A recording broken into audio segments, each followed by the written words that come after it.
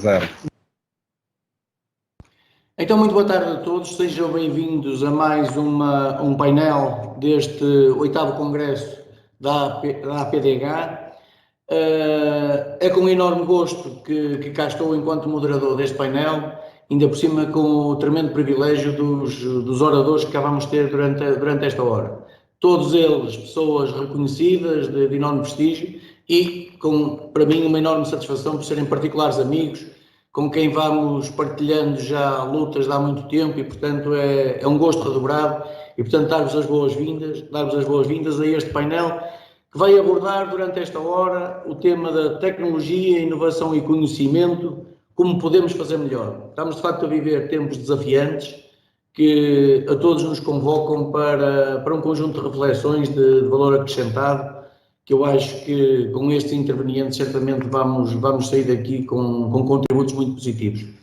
Eu pedia naturalmente a todos que tivessem o cuidado da gestão do tempo, pediram-me para ser cauteloso nos 15 minutos para cada um, e portanto íamos começar pelo Dr. Luís Góes Pinheiro, todos conhecem como Presidente do Conselho de Administração dos SPMS, licenciado em Direito e pós-graduado em Direito Penal Económico e Europeu pela Universidade de Coimbra. Já fez muita coisa na vida, secretário de Estado Adjunto e da Modernização Administrativa, responsável pelo programa Simplex, um conjunto muito grande de intervenções em diversos organismos públicos e, portanto, se calhar eu ia-me abster de estar aqui a referi-los todos porque o Dr. Luís Góes Pinheiro é por demais conhecido e nós ganhamos muito mais em ouvi-lo a falar do que propriamente estar aqui a desenvolver aquilo que é um currículo vastíssimo. Por isso, Dr. Luís Góes Pinheiro, bem-vindo e dava-lhe a palavra então para fazer a sua intervenção, pedindo naturalmente mais uma vez os tais 15 minutos para que possamos depois fazer uma gestão de tempo com critério. Antes de mais, muito cumprimentar o painel, falar que de facto, mandar um abraço especial ao Carlos Alberto Silva por todas as razões e mais alguma, não é? Nesta fase especialmente delicada para que todos estamos a viver, mas que em especial na região abrangida pelo hospital que o Carlos Alberto Silva, Presidente do Conselho de Administração, tem vivido tempos difíceis e, portanto, um abraço de solidariedade, acho que não, pelo menos isso, não é? Sendo que a SPMS fará mais do que isso, mas eu mando-lhe um abraço especial de solidariedade pelos momentos difíceis. Acho que é nestas alturas que também o país também percebe que pode contar com pessoas de fibra especial e, felizmente, que aquela região teve a sorte de contar com os profissionais de saúde e tão bem liderados pelo Carlos Alberto Silva para lidar com uma situação especialmente delicada, difícil, e o país não é todo igual. E não tem lidado com esta pandemia toda da mesma maneira e, portanto, eu não queria deixar de dar esta nota antes de falar de coisas um bocadinho mais leves, mas provavelmente até mais relevantes para o futuro, não é? Mas é importante saber com o que contamos e o que temos e quando falamos aqui um bocadinho, e aquilo que se pretende falar neste painel é um bocadinho de falar do futuro, não é? Como é que podemos tornar este ecossistema da saúde, no ponto de vista da inovação e da tecnologia melhor, há algo que me parece absolutamente evidente, que é saber desde logo que podemos contar com quadros de altíssimo calibre e pessoas capazes de lidar com aquilo que têm lidado nos últimos tempos e da forma absolutamente extraordinária que eu tenho feito. Porque sem pessoas não há tecnologia, não há maneira de resolver isto. E, portanto, este é o primeiro ponto de partida e elas estão lá. Agora é preciso o resto.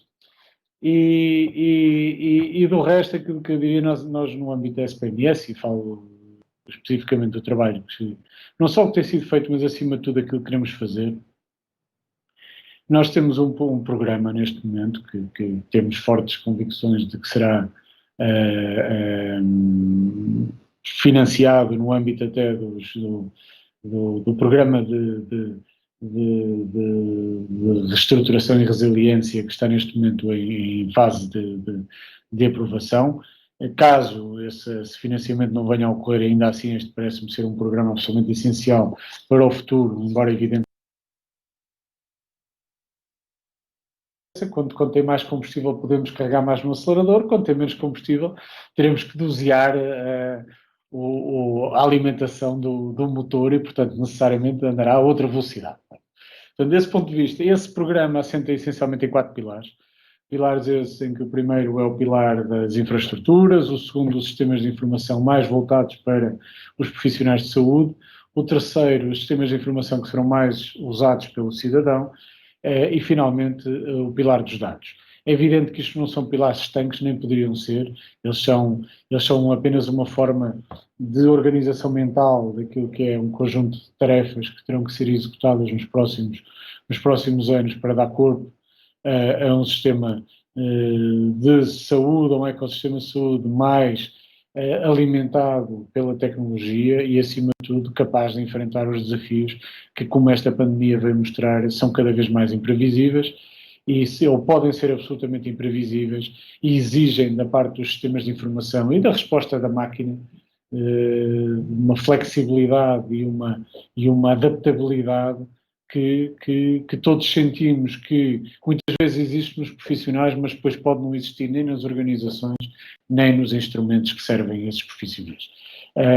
E, portanto, no que respeita às infraestruturas, os objetivos são claramente aumentar o desempenho, facilitar a gestão, racionalizar essa gestão, a gestão do parque infraestrutural e elevar a segurança e a continuidade de negócio, que são muitas vezes aspectos que são esquecidos, mas que são absolutamente cruciais e que são cada vez mais importantes. Ainda de manhã tive a oportunidade de estar num evento organizado pelo Centro Nacional de Cibersegurança e discute-se muito isso, quer dizer, a segurança são muitas vezes é um aspecto que é desconsiderado nas prioridades de quem gera estas coisas da tecnologia, mas quando se vê perante um problema percebe a importância de, desde o primeiro momento, ter a segurança como um aspecto fundamental, um alicerce crucial, tudo aquilo que vai sendo desenvolvido, porque depois as mesmas ferramentas que permitem calcular as questões de segurança acabam por ser aquelas que nos permitem também lidar com outro nível de facilidade em situações de especial stress sobre os sistemas e sobre as organizações. E, portanto,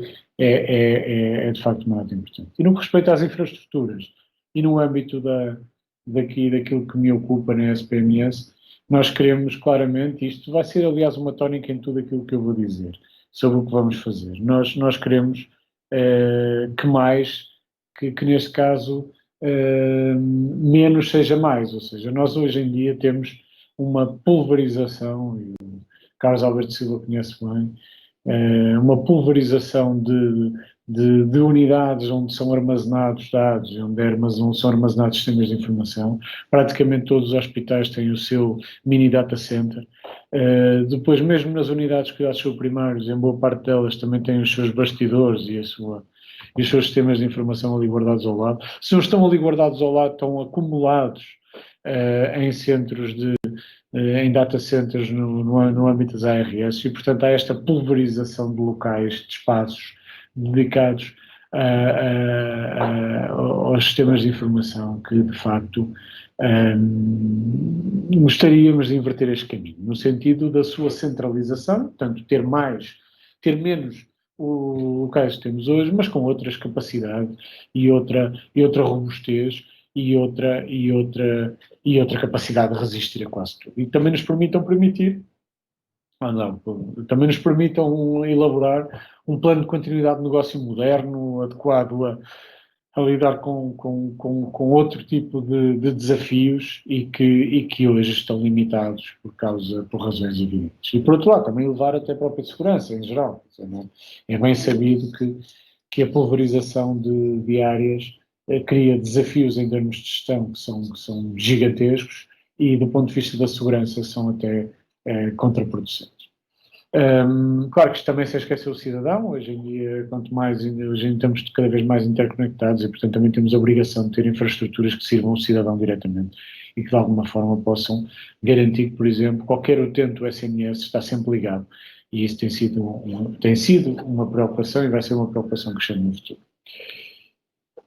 É claro que não partimos do zero, aliás, temos já em execução este programa. O grande salto que demos nos últimos tempos foi na migração para a nova rede de dados da saúde. Os principais beneficiários desta migração foram, de facto, os cuidados primários, porque eram que eles também estavam mais atrasados, mas também os hospitais. Nós, neste momento, temos fibra óptica a chegar à porta de todas as unidades, temos um mínimo de 40 megabits por segundo de débito a ser entregue. Estamos a falar de uma migração que começou em maio, acabou em agosto, que nos permitiu migrar quase 2.000 locais. Portanto, estamos a falar de uma intervenção de grande dimensão e que nos tem vindo a permitir dotar estas unidades, especialmente as que estavam mais atrasadas, de de ferramentas que até agora não estavam ao seu alcance, designadamente em matéria de comunicações. Nós, neste momento, estamos num processo muito transformador, juntamente com as ARS, de instalação de centrais telefónicas digitais que visam servir os cuidados de saúde primários. Isso vai nos permitir não só ter uma flexibilidade que as centrais analógicas não permitem, mas vai permitir uma mobilidade também que não permitem e vai permitir também a automatização de um conjunto de tarefas que até agora careceriam sempre, ou quase sempre, de intervenção humana. E, portanto, é um passo que diria que evidentemente, vai ser sempre recebido como um passo que vem tarde, mas é um passo absolutamente crucial para darmos um salto para o futuro. E muita desta transformação que iremos assistir nos próximos tempos nesta matéria também beberá das boas experiências que temos tido no âmbito, por exemplo, do SNS 24, que se transformou completamente do ponto de vista quer da infraestrutura tecnológica, quer do modelo de gestão, quer da relação e todo o modelo de funcionamento é hoje diferente e é um bom exemplo de como uma infraestrutura que de si já era bastante inovadora, mas que estava do ponto de vista operacional limitada a um número relativamente baixo de utentes, se pôde muito rapidamente transformar para outra realidade e teve a flexibilidade de acompanhar essas variações e é hoje uma estrutura muito mais ágil, flexível e capaz de reagir a picos de procura que muitas vezes são diários, não é? Nós, neste momento, chegamos a ter, de um dia para o outro, diferenças de 10 mil chamadas atendidas, porque basta que, em função do dia da semana, ou uma conferência de imprensa que é dada, gera imediatamente uma pressão de procura na linha, ou um novo serviço que é disponibilizado. Portanto, hoje em dia temos uma capacidade de acompanhar estes picos de procura, porque mais do que responder a uma procura constante, o que é difícil é reagir a esta instabilidade. E isso implicou mudar a forma de pensar. E não é só tecnológico, evidentemente são processos também, e é acima de tudo um modelo de gestão muito mais ágil, muito mais flexível, e que hoje se baseia, por exemplo, também em pessoas que estão remotamente a atender telefones, coisa que no passado não acontecia, em que com outras infraestruturas que não apenas um modelo de call center tradicional, e portanto tudo isso mudou e também irá ser agora no âmbito dos cuidados de saúde primários também usado. No que refere às redes locais, que ainda são um constrangimento relevante, porque também não nos serve muito ter autoestradas de informação a passar à porta das unidades, se depois, da porta para dentro, temos caminhos de cabras que de alguma forma possam dificultar o acesso dos veículos depois ao utente propriamente dito. Claro que não estamos a falar, evidentemente, de caminhos de cabras, mas estamos a falar de condições que não têm o mesmo nível de capacidade. E os cuidados de saúde primários aqui mais uma vez eram as áreas que tinham tido menos modernização recente. E desse ponto de vista também está neste momento em curso um procedimento com vários lotes, para até ao final do ano haver aquisição de equipamentos que permitam transformar a componente interna dos cuidados de saúde primários e, a partir daí, dar outra robustez. A nossa expectativa é que no início do próximo ano já esteja totalmente implementadas estas novas unidades.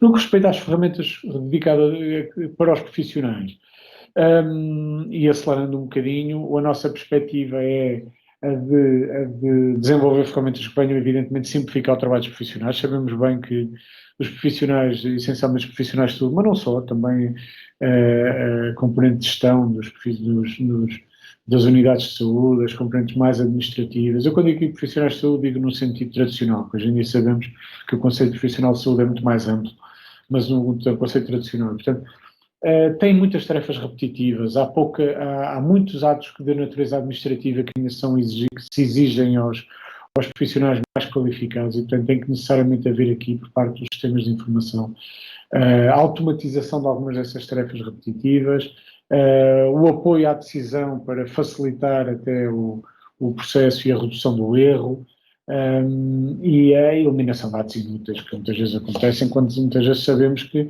o profissional acaba por estar a tirar informação de um sistema de informação para carregar no outro. Isto acontece nas unidades, sabemos que é assim, e é exatamente algo que queremos combater. Queremos também criar condições para a mobilidade, quer dizer, se há coisa que esta crise veio pôr a nu, é... Luís Góes, 3 minutitos, está bem? 3 minutos, então vou mesmo acelerar. Pronto, a necessidade de dar maior mobilidade aos profissionais e de criar unidades muito mais flexíveis para essa mobilidade. E depois, isto tem mais a ver também com o cidadão, criar oportunidades de telesaúde, que não é a mesma coisa que mobilidades profissionais, portanto, ou seja, do lado do cidadão ele ter outra capacidade de aceder aos sistemas de aceder a cuidados e do lado do profissional ter outra mobilidade na sua prestação.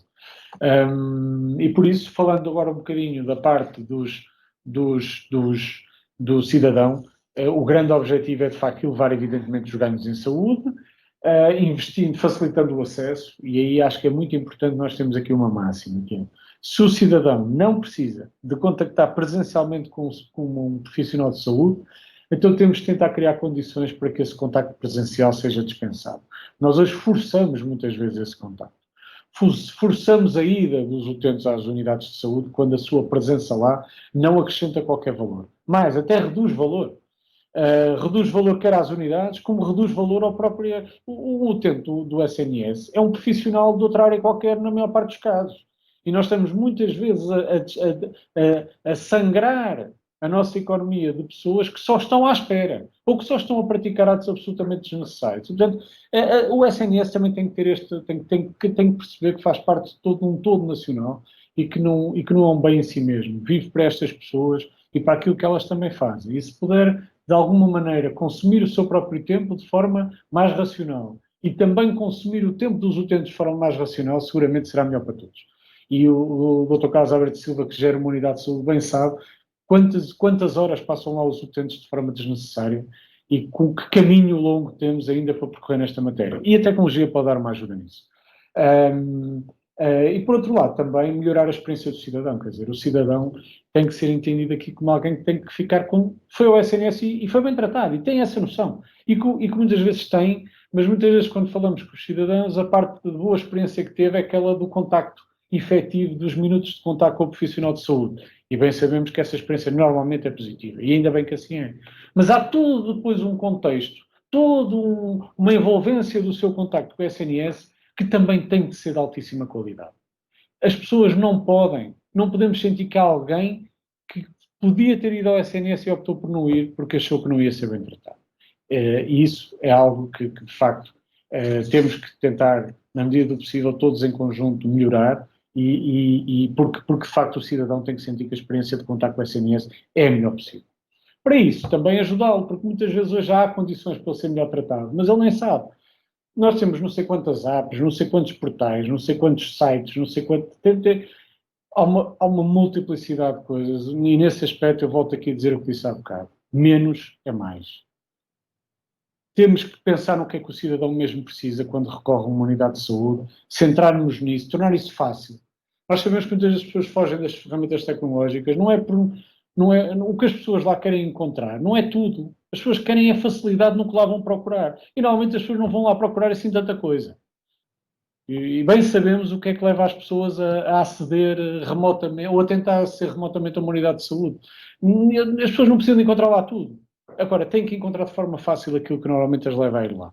E isso nem sempre acontece, e muito tem a ver com essa necessidade que houve, numa primeira fase, de vamos pôr tudo online, vamos criar o maior número de serviços. E depois perdeu-se muitas vezes aquela noção sobre, já nem é uma questão de usabilidade, é mesmo, até pode ser do ponto de vista das métricas que usamos, respeitar as regras todas de usabilidade, mas na verdade para um cidadão que abre um portal e vê uma imensidão de serviços, mais rapidamente desliga e vai lá presencialmente do que vai perder uma hora da sua vida que seja a estudar o site, porque só vai precisar de uma vez, ele só precisa de ir lá uma vez.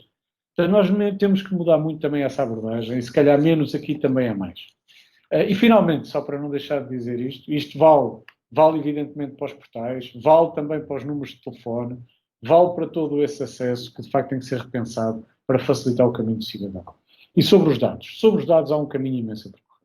Eu acho que de facto nós temos que ter capacidade de armazenar mais dados, e daí a questão infraestrutural. Temos que ter sistemas de informação que desde o início sejam pensados na reutilização dos dados, para vários fins, até para uma coisa que sei que também mobiliza muitas pessoas, e na área da saúde também é uma área muito relevante, que é a área da utilização desses mesmos dados, designadamente no âmbito da inteligência artificial e das ferramentas de apoio à decisão.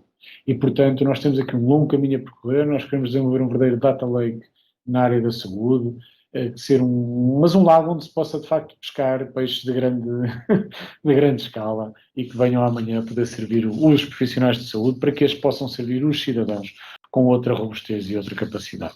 E esta é uma área em que estamos, de facto, também a trabalhar de forma muito, muito empenhada e com resultados que esperamos que venham a ser bastante satisfatórios. Eu tive que aqui acelerar um bocadinho a pedido, mas já lá voltaremos. Obrigado. Assim cumprimos o tempo e deixamos um bocadinho para o final, para algumas questões que possa haver e fazermos uma síntese e também dar a oportunidade, quer ao Joaquim Cunha, quer ao Miguel Guimarães, depois para expressarem o seu ponto de vista. Muito obrigado, Luís Góis, e até já, então. Eu passaria, então, a palavra ao meu amigo, mais um, engenheiro Joaquim Cunha, diretor executivo do Health Cluster de Portugal, licenciado em Engenharia de Sistemas de Informática pela Universidade do Minho, com uma vastíssima experiência no apoio à gestão de projetos de desenvolvimento. Enfim, também me vou ficar por aqui em termos da análise do currículo, porque não é para isso que a temos. Joaquim Cunha, muito obrigado pela participação e vamos então ouvir a sua intervenção. Muito bem.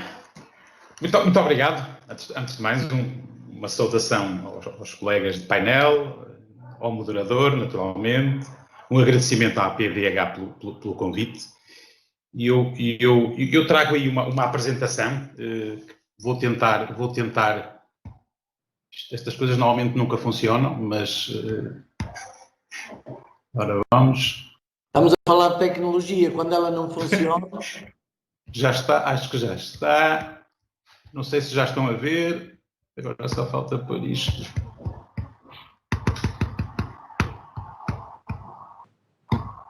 Está, não sei se já virem o ecrã completo? Já se vê a apresentação, embora ainda não esteja em ecrã completo. Oh, isso é que já é mau. Mas eu propunha irmos andando, pode ser que isto... Eu aqui já vejo em ecrã completo, mas... Aqui não está. Mas se calhar, enfim, com as limitações próprias, vamos tentar acompanhar. Ok, então vamos a isto. Eu digamos, em face do desafio que me lançaram, eu achei interessante dar aqui o nome da saúde enquanto motor da recuperação. Isto é evidente tendo em conta os tempos que estamos a atravessar. E se calhar ia fazer aqui um zoom. Nós no Health Cluster gostamos de ver a saúde de uma forma mais abrangente. Daí que ia primeiro focar-me aqui naquilo que acho que são as tendências globais. Algumas notas sobre os efeitos que a pandemia nos trouxe, mais do que nos trouxe, nos está a trazer. Uma pequena nota sobre o que é, para quem possa eventualmente não conhecer também, o que é o Health Cluster, e depois os caminhos da aposta. No fundo, o que é que o futuro nos traz e, sobretudo, por que caminhos é que devemos ir. Em termos de tendências, nós aqui há um ano e meio, fizemos um exercício de reestruturação estratégica, se quiserem, no fundo tentar definir uma visão para os próximos anos, e nessa altura identificámos 5 tendências que, no nosso entendimento, estão a marcar, digamos, a saúde para os próximos anos.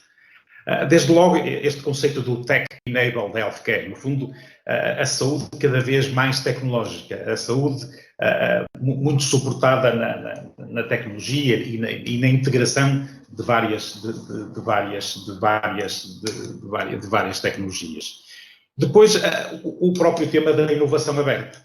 A inovação aberta é um conceito relativamente novo, mas que, no fundo, caracteriza, se quiser, a abertura dos grandes players mundiais em termos de inovação.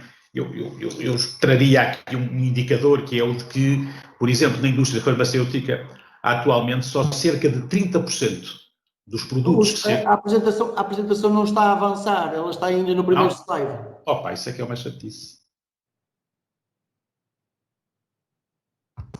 Ok, já está a avançar. Já está a avançar? Já está a avançar agora. Estão a ver o mapa, o quadro com as tendências? Ok. A propósito da segunda tendência da inovação aberta, dizia eu que atualmente a indústria farmacêutica, só cerca de 30% dos produtos que chegam ao mercado são produtos que foram desenvolvidos de gênese nessa empresa. Os demais 70% são produtos ou inovações que de alguma forma foram compradas no mercado, às startups, às universidades. O que cria aqui um mercado da investigação e desenvolvimento muito interessante e de alguma forma cria um quadro de oportunidades até para os mais pequenos, e amortece aquela ideia que tínhamos que, sobretudo, por exemplo, na área farmacêutica, isto era só para os 5, 10, 20 grandes, e abre aqui perspectivas interessantes. Depois, o envelhecimento ativo. Acho que isto é uma tendência que nos está a marcar e, sobretudo, no meu entender, faz sentido olhá-la pelo seu lado positivo, enquanto oportunidade. Depois, o value-based healthcare, este conceito de olharmos para a saúde não apenas pela quantidade, mas mais pela qualidade, não pela produção, mas sobretudo pelos resultados, e mais uma vez tendo em conta a percepção e a apreciação do beneficiário final, do doente, ou do paciente, ou do cidadão, e isso leva-me à quinta tendência, que é o empowerment do paciente 2.0. Daí que, passando para o ponto seguinte, eu diria que os efeitos da pandemia foram, por um lado, um sobressalto. Eu acho que mais do que sobressalto, foi mesmo uma ruptura nas cadeias de inovação e distribuição. Assistimos nos dias de março e abril a situações caricatas de aviões a irem buscar... Passar o slide, está bem? Que não passou. Okay. Isso. Agora já passou? Ok. Dizia eu que, em termos dos efeitos da pandemia, o primeiro é o sobressalto, ou mais do que sobressalto, a ruptura nas cadeias de inovação e distribuição. Nada ficou e nada ficará como antes neste domínio. Vamos assistir a rearranjos. A Europa está a pensar, se calhar um pouco tarde, mas que andou mal nas últimas décadas, quando de alguma forma deixou de drenar parte das suas competências para um lado, para os Estados Unidos, mas sobretudo para o Oriente. E isto vamos ter aqui uma reavaliação do mapa mundi da saúde. No meu modesto entender, um reforço da centralidade da saúde, a saúde não só pelo aspecto imediato que todos lhe reconhecemos, mas a saúde enquanto motor do desenvolvimento, e como é o título desta minha apresentação, a saúde agora a ser o motor da recuperação. Eu penso que se calhar aqui também não passou o slide, vamos... Este já passou. Ok. Só uma nota, o Health Cluster Portugal é como o nome indica, digamos, uma associação que junta a chamada cadeia de valor, muito apostado nos temas da inovação, apostando em temas muito estratégicos, desde a investigação clínica à Smart Health, se quiserem, em última análise, pugnando para que o nosso país seja visto como o local ideal para investir e para estabelecer parcerias na saúde. Eu não sei também mais uma vez se passou, eu tenho que ir vendo. Ok, muito obrigado. Atualmente são sempre cerca de 180 entidades, como referi, distribuídas pela cadeia de valor da saúde. Para nós, a cadeia de valor da saúde começa-se, sobretudo, nas instituições de investigação e nas universidades, depois os hospitais e por fim, há ali um conjunto de empresas que agrupamos aqui na Pharma e no Biotech e depois nas empresas do MedTech e dos serviços. Penso que o slide seguinte também estão a ver, da visão estratégica. Não? Agora já? Ok, isto tem que ser sempre ali, ó. Bom, quando há pouco lhes referi que fizemos um exercício de avaliação estratégica, chegamos a estas conclusões, isto há um ano e pouco. A ambição de que até ao final da década a saúde se pudesse assumir como um dos setores económicos mais dinâmicos e competitivos, que de alguma forma fosse o pilar das exportações nacionais. Atualmente a saúde estará a exportar 1,5 mil milhões, a ambição é que isto possa duplicar. É ambicioso, mas não é nada, no nosso entender, não é nada de inalcançável.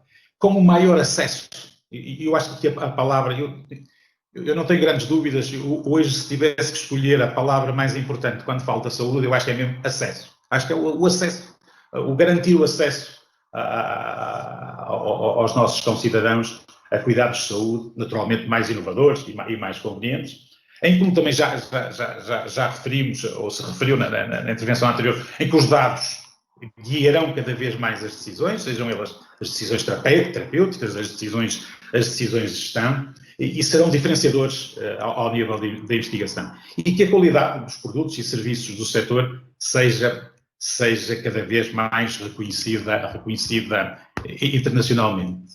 Para isso, definimos quatro agendas. A agenda da inovação, a agenda da industrialização, esta agora, ultimamente, com os efeitos da pandemia, ganhou uma importância acrescida, e por fim, a digitalização e os dados. Reparem que destas quatro agendas, metade está na digitalização dos dados. Há aqui nitidamente um pendor neste sentido.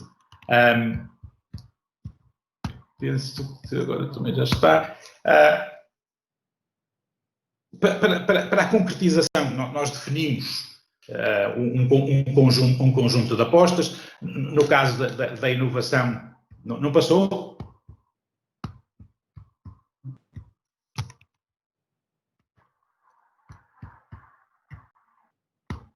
Não passou este da visão estratégica, tenha 1.1, 1.2. Ele é muito parecido com o anterior. É muito parecido ao TIR, exato, desculpa. Exato, foi mal. Em termos de inovação, eu digamos, resumiria como a questão da aposta nos ensaios clínicos e no alinhamento estratégico da investigação. Na industrialização, o reforço da atração de investimento e capacidade produtiva, e depois na digitalização e nos dados, aqui um conjunto de apostas que eu à frente voltarei ao tema.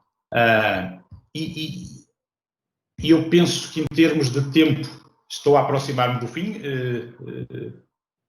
Deixava, este é o meu... 3 minutos. Este é o meu último slide, vamos tentar cumprir. Aquilo que serão, se quiserem, isto tudo para chegarmos aqui a um conjunto de caminhos de aposta. No fundo, como é que vemos o futuro? A pergunta desta mesa era como podemos fazer melhor. O primeiro é, de facto, no meu entender, a questão dos estudos e dos ensaios clínicos. Há aqui um caminho muito intenso para andar. Isto pode ser visto numa visão mais abrangente, em que, de alguma forma, é tirarmos partido do nosso país enquanto local com vocação para se assumir como um grande testbed E daí isto poder beneficiar, desde logo, os cidadãos e, por outro lado, digamos, todo o país. A orientação estratégica da investigação e desenvolvimento. Nós todos reconhecemos a qualidade da investigação que se faz no nosso país, mas se calhar podíamos fazer mais em termos da transformação desse conhecimento em valor económico, em valor social, em última análise, em benefício para os doentes. Esta orientação estratégica é aqui trabalho a fazer, isto tem muito a ver com aquelas buzzwords da investigação de translação. Isto não é um problema só português, eu diria que é um problema europeu.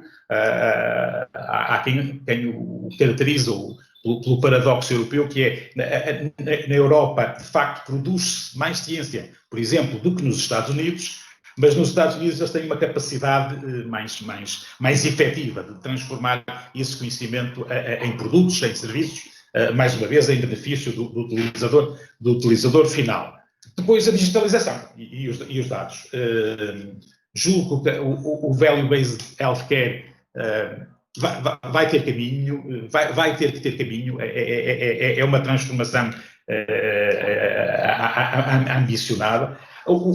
A questão dos data lakes, no fundo, utilizarmos o potencial dos dados existentes em benefício desde logo da investigação, em benefício desde logo da gestão, em benefício, no fundo, no final do dia, é sempre em benefício do cidadão que estamos a falar. E há aqui também uma outra temática que é a que nós no Health Cluster temos estado particularmente também ligados à questão uma dinâmica de criação de um espaço europeu de dados. Se quiserem, um mercado comum dos dados. No fundo, tirarmos partido na Europa, sobretudo em termos de escala, para conjuntamente enfrentarmos os desafios do futuro e podermos ser mais competitivos neste domínio. Rigonho, eu ia lhe pedir que abreviasse, porque ainda temos o Dr. Miguel Guimarães para ouvir. Vamos a isso, é mesmo mais um segundo quase. Por fim, a Smart Health, que no fundo é utilizarmos as novas tecnologias neste domínio, eu chamaria aqui a atenção para as plataformas digitais, sobretudo na questão de resolver os problemas, ou ajudar a resolver os problemas da doença crónica. Isto tudo com uma ambição que é sermos capazes de atrair investimento direto estrangeiro neste domínio. E só a última nota, mesmo a última, nós no Health Cluster estamos a trabalhar aquilo que chamamos um plano de desenvolvimento da saúde, falta ali um T no slide, que foi ontem apresentado na nossa conferência anual, digamos, as grandes linhas. Até ao final do ano será apresentada a versão final. Esperamos que seja um contributo, nomeadamente para o Plano Nacional de Recuperação e Resiliência. Com as minhas desculpas por este ligeiro atraso, tenho o assunto concluído. Muito obrigado. Muito bem, muito obrigado. Eu dava agora as boas-vindas a mais um amigo neste grupo de 3 ilustres personagens, ao Dr. Miguel Guimarães, o nosso bastonário da Ordem dos Médicos. Seja bem-vindo. E vou-lhe pedir, como pedi aos outros 2 colegas do painel, que tentasse, dentro do possível, o cumprimento dos 15 minutos, para depois termos aqui só espaço para 1 ou 2 perguntas no final, se acaso tivermos possibilidade de fazer.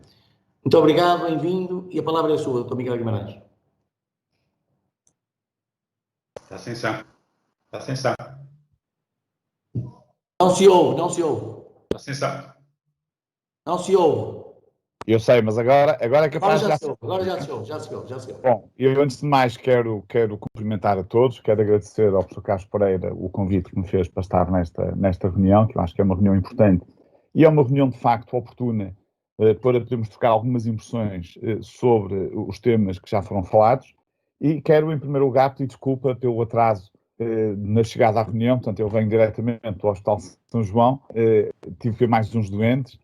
E, curiosamente, tive um contacto com um doente que não pôde vir, que me ligou para o hospital, deixou um recado para eu telefonar, para falar com ele, para fazer uma videochamada, para fazer uma telemedicina, pronto. E eu não tenho condições neste momento no Hospital São João para fazer telemedicina e, portanto, liguei ao doente e tal, e o doente disse uma coisa engraçada, que foi assim: como é que eu posso ter a certeza que estou a falar com o Dr. Miguel Guimarães? E eu disse, bom, assim, a certeza não pode, tenho que confiar naquilo que eu lhe estou a dizer. Mas a verdade é que neste momento nós não temos ainda condições para fazer aquilo que é medicina à distância em condições adequadas. Portanto, eu peço desculpa, acabei por me atrasar um bocado com esta coisa toda, foram mais doentes do que é habitual. Felizmente, os doentes não estão a faltar. Portanto, há estes contactos episódicos de doentes ou que querem falar mais à distância para tentar resolver o seu problema, mas a maioria dos doentes, de facto, apareceram, estiveram presentes.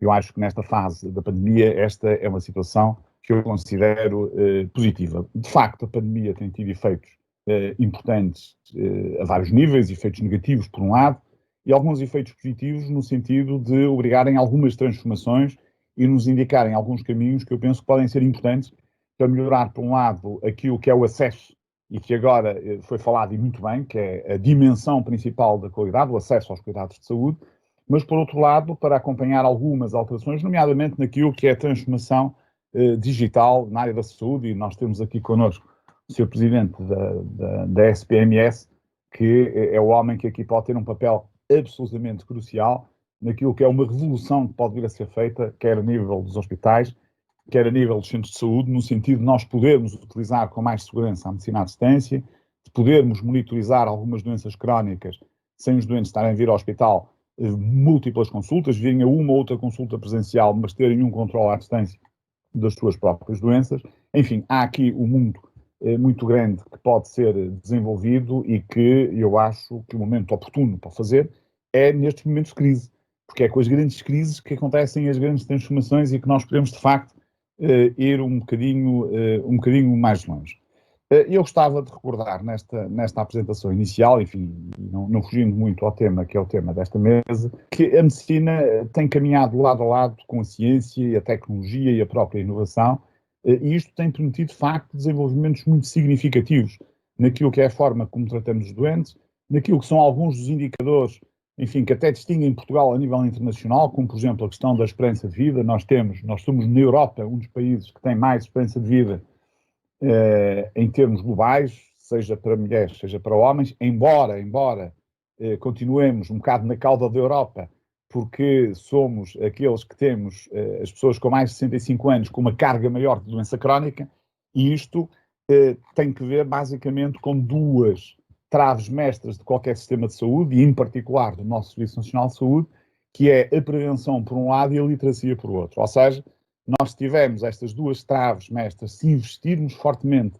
seja na prevenção, seja na literacia, nós conseguimos ter uma população mais saudável e passamos a falar mais da saúde das pessoas e menos da doença. E este deve ser um dos objetivos primordiais que eu julgo que o Ministério da Saúde neste momento tem que colocar como prioritário na agenda já para 2021 e já até, se quisermos, neste Orçamento de Estado que está neste momento a ser discutido na especialidade.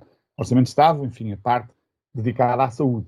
Porque eu já ouvi falar em mais 400 camas para cuidados intensivos, não sei onde é que vão buscar os médicos e enfermeiros, mas isso é outra questão. Já ouvi falar em muitos números, mas ainda não ouvi falar que este ano, em 2021, em vez de alocarmos uma verba perto de 1% daquilo que é dedicado à saúde, alocarmos, por exemplo, 2,5% ou 2,7%, enfim, aproximarmos um pouco mais daquilo que se faz na Europa e ter, obviamente, objetivos concretos nesta área, seja na área da prevenção, seja na área da literacia. Claro que nós hoje dispomos de um potencial de armazenamento de dados que é absolutamente impressionante. Aquilo que nós conseguimos armazenar, aquilo que nós podemos transformar em memória de várias ferramentas que nos podem ajudar a tomar decisões importantes. Aquilo que pode ser a chamada inteligência artificial através de algoritmos integrados com esta capacidade toda que nós temos. É um mundo novo, é um mundo que seguramente nos vai trazer benefícios em termos daquilo que é o exercício da saúde, não só da medicina, mas da saúde de uma forma geral em todo o sistema, mas sobretudo vai trazer benefícios para os nossos doentes. No entanto, é óbvio que nós temos aqui um problema que é sempre o problema de conjugar a humanização com a evolução tecnológica. Meu querido amigo, quando estiver perto dos 15 minutos, diga-me, não é? Porque eu não comecei a contar o tempo. Não se preocupe que eu acompanho. Okay. E por isso há aqui, eu há pouco ouvi falar de investigação e de facto é assim, a investigação é uma área primordial de um país que se quer desenvolver na área da ciência e na área da saúde. Neste caso concreto que estamos a falar da saúde. A investigação, obviamente, não é só feita por profissionais de saúde. Eu ainda há pouco tempo, numa intervenção que fiz, estive a falar do papel da engenharia na evolução da medicina. Estive a falar do papel da física na evolução da medicina. Enfim, que se dedicam à saúde são muito mais do que os médicos, enfermeiros, farmacêuticos, etc. Vamos para outras profissões que habitualmente não costumávamos ligar à saúde. E por isso, a investigação a vários níveis é absolutamente central nas instituições. E o que eu reparo é que nós continuamos sem valorizar a investigação naquilo que é o trabalho das pessoas no dia-a-dia. Isto é, enquanto nós vamos a alguns países, até mesmo aqui na vizinha Espanha, e faz parte do trabalho das pessoas, ou seja, 15 a 20% daquilo que é o horário de trabalho das pessoas é obrigatoriamente para dedicar à investigação e depois, com tempos devidamente calculados, apresentar resultados. E a investigação, é importante lembrar que a investigação não tem só a ver com fazer mestrados e doutoramentos. A investigação é avaliar também aquilo que nós fazemos no dia-a-dia.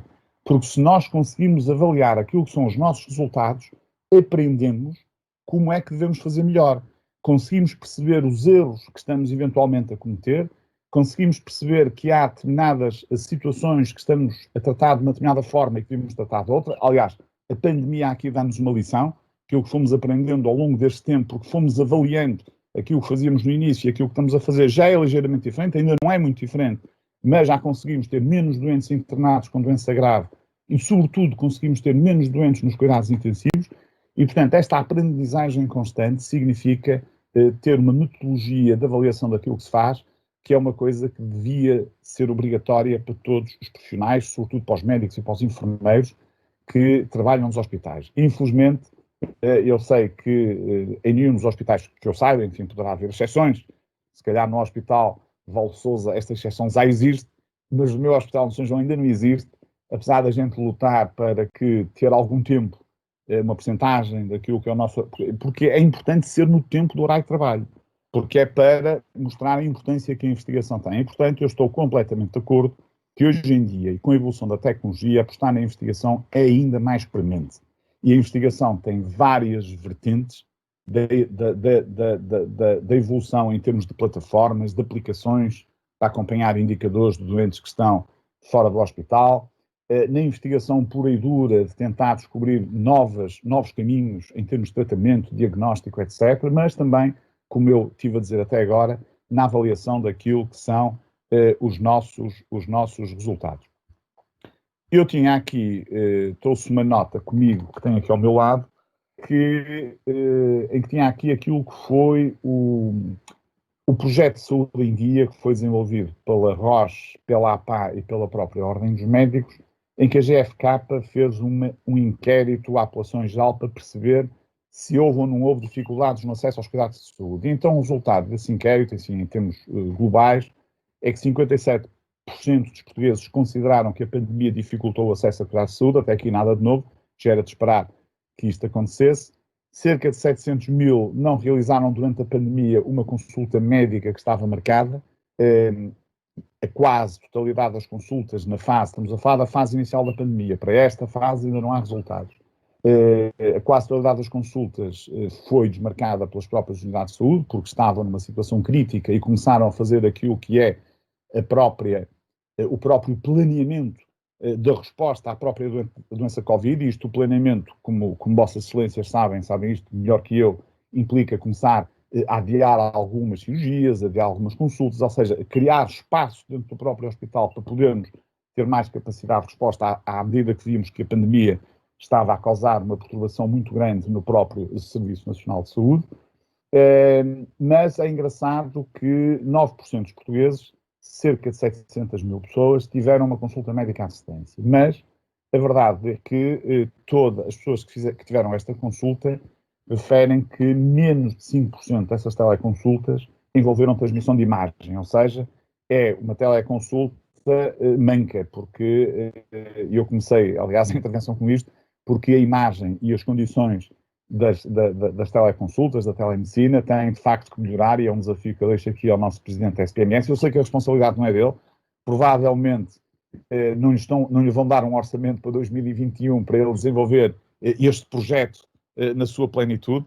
Eu sei como é que as coisas funcionam, ele não precisa de responder a isto, como é evidente, mas eu sei que estas coisas funcionam um bocado assim, mas era importante nós conseguirmos dar alguns passos no sentido de melhorar este indicador.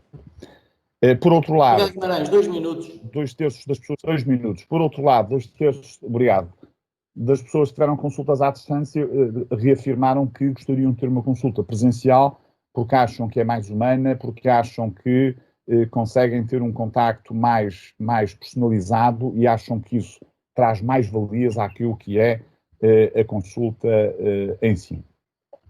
Finalmente, e para não ultrapassar o tempo que me está dedicado, neste momento todos nós valorizamos a ciência. Parem, todos nós estamos pendurados naquilo que é ciência, naquilo que é o desenvolvimento da vacina para a Covid-19, naquilo que são novos tratamentos que estão a ser investigados para este vírus. Enfim, estamos todos pendurados na ciência. Ninguém ouve neste momento falar de pseudociência, ou seja, das chamadas terapêuticas não convencionais, que não seguem aquela metodologia científica para aprovar determinado tipo de tratamentos. Eu concluía, de qualquer forma, dizendo que as tecnologias são importantes e nós devemos aproveitá-las a nosso favor, mas não podemos, em circunstância alguma, aceitar que as tecnologias se sobreponham àquilo que é a nossa humanização, o nosso sentido humano, aquilo que é a nossa consciência como seres humanos. Portanto, temos que saber fazer esta integração de forma equilibrada, mas não podemos perder a oportunidade de avançar também neste sentido, que eu acho que vai ser importante a vários níveis, criando, obviamente, as traves mestras que permitem este desenvolvimento sereno, ou seja, chegando aos cidadãos através de uma boa literacia e lançando como base de conhecimento aquilo que é prevenção, que é absolutamente essencial em qualquer sistema de saúde. Muito obrigado pela vossa atenção e fico disponível e peço mais uma vez desculpa pelo meu atraso. Bom, Miguel Guimarães, muito obrigado, foi um gosto muito grande ouvi-lo. Eu agora ia se calhar, porque temos ainda 8 minutos, eu ia se calhar começar por fazer uma pergunta a cada um e depois logo vemos o desenvolvimento que teríamos. Eu aqui com o Dr. Luís Góes Pinheiro, eu permitia-me dar aqui uma nota que há uma dicotomia muito grande, do meu ponto de vista, entre o que é o estado atual ainda, que nós, o Dr. Miguel Guimarães referiu muito bem, nós temos ainda uma dificuldade enorme de fazer coisas que são básicas, não é? E ao mesmo tempo queremos compatibilizá-las com a tal estratégia de dados, de grandes armazenamentos, de coisas que são de uma dimensão muito para além daquilo que é a nossa realidade do dia-a-dia. Portanto, eu gostava que o Dr. Luís Góes desse aqui uma pincelada rápida sobre isto.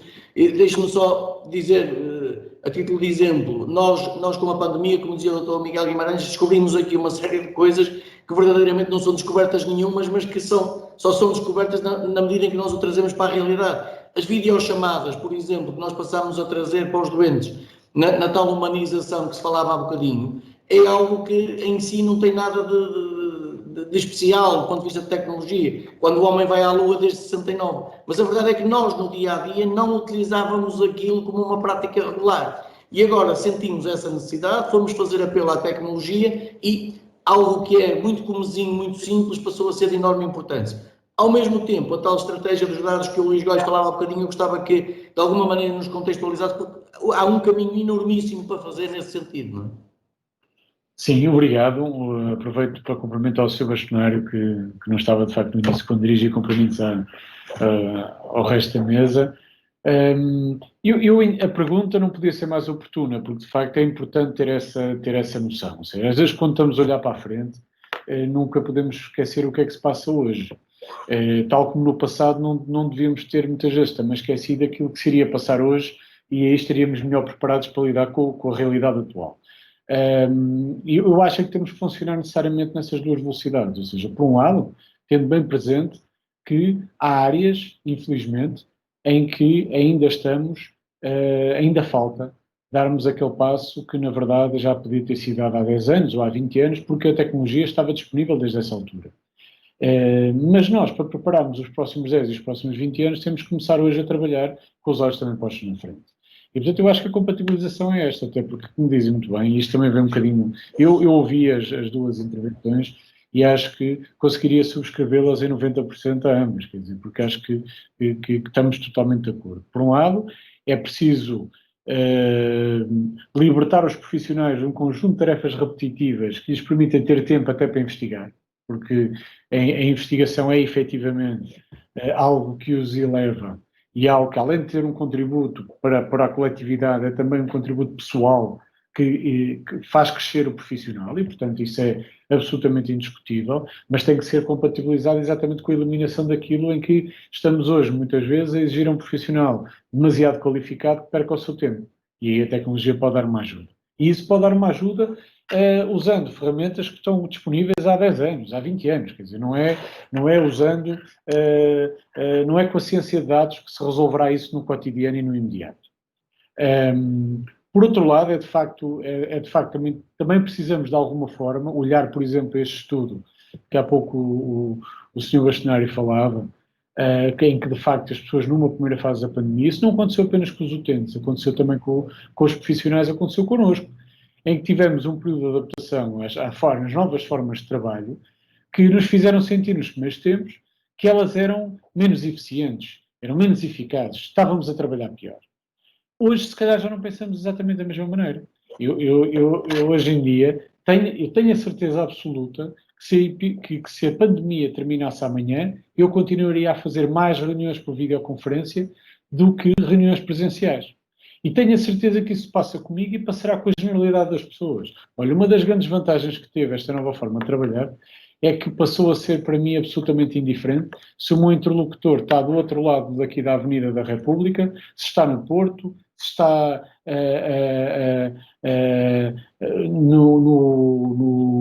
no hospital entre Douro e Sousa, se está onde quer que seja.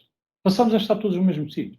E isso é uma vantagem que hoje acho que ninguém quer abdicar. E é um bom exemplo. Mas se calhar nos primeiros tempos, porque foi de súbita a necessidade de mudar a forma de trabalhar, foi de rompante que entrou uma novidade nas nossas vidas. Eu lhe pedi que abreviasse, porque o tempo é realmente muito escasso. Desculpa, eu abrevi já. O que eu quero dizer é que também nisso, e aí concordo com o que diz o Sr. Bastonário, é necessário termos um papel de gerir a mudança. E a gestão da mudança também passa por isso. Passa por mostrar as vantagens da mudança e fazê-las compreender por parte dos destinatários. Sem prejuízo de, evidentemente, ninguém pode ficar para trás. E, portanto, nós não podemos estar aqui só a falar de tecnologias emergentes, de futuro, sem olhar para o presente e perceber que há pessoas que têm dificuldades em lidar com aquilo que já há muitos anos está aí e que não podem ficar para trás. E aí, só para terminar, e termino só com isto. Muitas vezes a solução para as pessoas que têm mais dificuldades em lidar com a tecnologia hoje é não passarmos tanto tempo das nossas vidas a perguntar a essas pessoas aquilo que já sabemos que elas querem. E nós passamos muito tempo ainda nisso. Nós pedimos às pessoas que venham nos dizer que se querem uma consulta, pedimos às pessoas que nos venham pedir a renovação da prescrição, quando muitas vezes podíamos criar aqui mecanismos que ajudassem o médico a perceber que há ali um doente cuja prescrição já terminou, ou seja, criar condições para dispensar o utente de ser ele tão info-incluído, porque na verdade há um conjunto de informações que nós pedimos que nos deem, que nós já sabemos que eles querem. E, portanto, também por aí a tecnologia pode dar uma ajuda até a tornar os cidadãos mais iguais na forma como nós lidamos com eles. Peço desculpa. Muito obrigado, Dr. Luís Góis. O engenheiro Joaquim Cunha, eu gostava, há uma particularidade que referiu na sua apresentação e que no âmbito do Health Cluster julgo que é de extrema importância, sobretudo no momento presente, tem a ver com a necessidade de refazer toda a linha da logística, da cadeia de distribuição, etc. Em que medida é que, assim de uma forma sintética, vocês no Health Cluster têm perspectivado a intervenção da nossa indústria portuguesa para dar contributo à tal estratégia europeia de que não dependa tanto da Ásia, que não dependa tanto da China, para tudo aquilo que foi a necessidade extrema naquela primeira fase da pandemia? Isto não é fácil de responder em tão curto espaço de tempo, mas tentemos, e com todo o gosto. O que está mesmo aqui em causa é encontrarmos uma resposta europeia. Eu acho que uma resposta portuguesa não vai resolver o problema. A Europa tem que repensar, e está a repensar, o seu posicionamento neste domínio. E o que faz sentido é nós fazermos parte, nós portugueses, fazermos parte desse reposicionamento. E eu traria só para a discussão, dada a exiguidade de tempo, a questão de passarmos a ser capazes de integrar um conjunto de setores industriais nos quais dominamos a tecnologia, mas eventualmente não dominamos o mercado. E estou a pensar o quê? Estou a pensar no têxtil, estou a pensar nos plásticos, nos moldes, e trazer esses setores para a área da saúde. O salto que demos há cerca de 20 anos na indústria automóvel, com o assegurar o fornecimento de componentes, que decorreu em boa parte da instalação da Auto Europa no nosso país, pode ser perfeitamente conseguido com, digamos, o passarmos a integrar as cadeias de valor, por exemplo, na área do dispositivo médico, em termos mundiais, porque dominamos as tecnologias, dominamos os processos industriais, precisamos de nos integrar nessas cadeias de valor. Muito obrigado, engenheiro Joaquim Cunhas. De facto, o tempo é muito escasso. Dr. Miguel Guimarães, há bocadinho fazia aqui uma referência, e só muito rapidamente fazia uma referência à questão da investigação, e se votar Miguel Sousa, nós damos algum tempo aos médicos para fazer. O problema é que nós, há 3 ou 4 anos, essa era quase uma expressão que era desconhecida na casa, quer dizer, os ensaios clínicos nem sequer se faziam, e por isso é de facto um caminho muito grande, porque estamos a falar de instituições, o São João, o Santo António, o Santa Maria, são instituições de um outro patamar onde já partimos para a discussão de outra maneira, mas é evidente que esse caminho parece-me a mim que é absolutamente fundamental. Eu já agora gostava, porque o tempo é realmente muito curto, o Dr. Miguel Guimarães fala aqui a tecnologia não se pode sobrepor à humanização, e isso, dito por um médico, é aquilo que há de mais sagrado, de facto. E eu gostava que nos transmitisse, à luz daquilo que foi o sentimento das duas apresentações, o que é para si a violência, num certo sentido, para profissionais qualificados como médicos, na ocupação do tempo com as tais coisas repetitivas e inúteis que falava o Dr. Luís Góes há bocadinho. Que parece-me a mim que da sua intervenção resulta claro que é absolutamente fundamental trazer a tecnologia para a ajuda aos profissionais, nomeadamente profissionais qualificados, não é?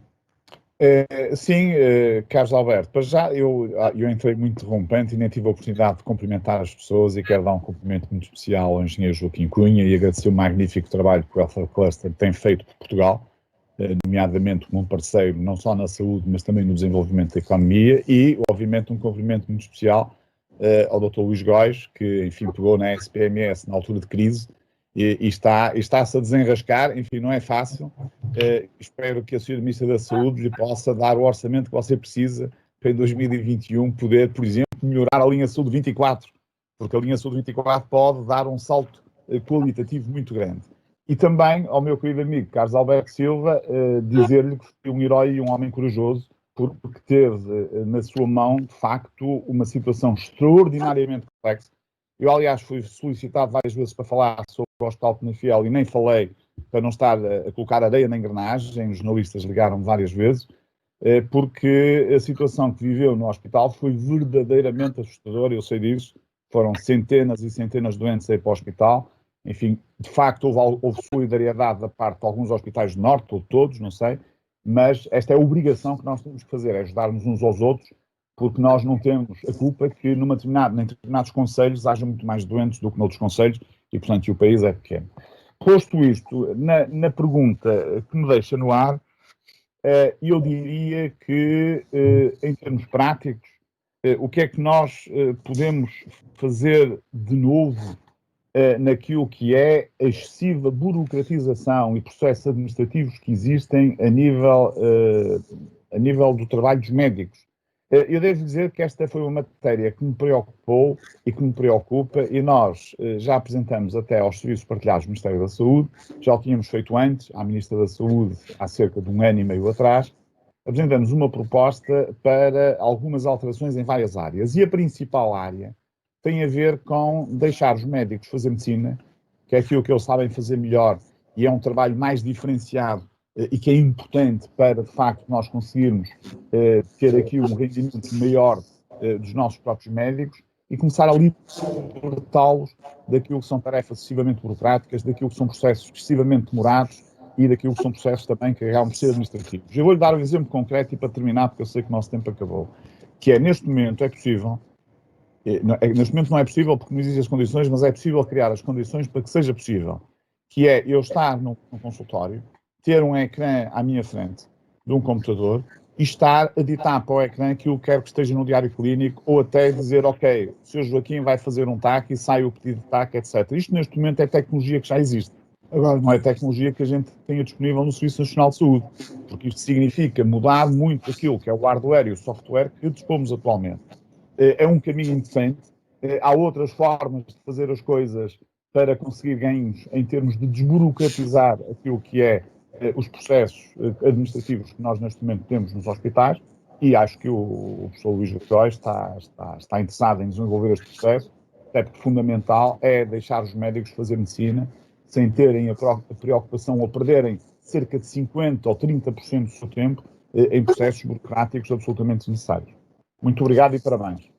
Muito obrigado. Foram absolutamente notáveis, não só na qualidade da apresentação, como no cumprimento do tempo. Sinto-me particularmente honrado pelo privilégio de ser moderador de uma mesa tão ilustre. Muito obrigado a todos. Obrigado. Obrigado e uma boa tarde. Obrigado. Obrigado. Deus. Obrigado.